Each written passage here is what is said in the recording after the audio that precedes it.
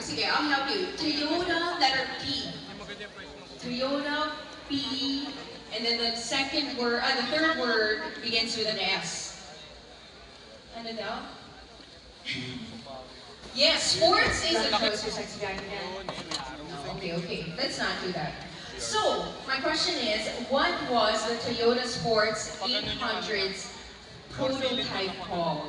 In your name, it's called. Our winner for this hour, of course, is pre-drawn, so I'm just going to be announcing who the winner is. So, congratulations to Mr. Rolando Lopez. And congratulations to our hourly winner. We're going to be having more raffle draws throughout the day, more trivia games to play. So, stick around, enjoy the exhibit. We have a lot on display. Enjoy the activities as well.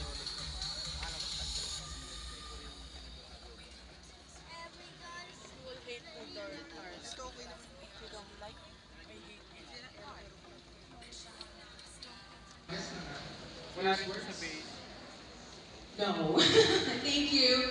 Toyota what? Toyota blank sports. Hi, your name? My name is Darwin. Darwin. And the answer is? Sports. That's right. Toyota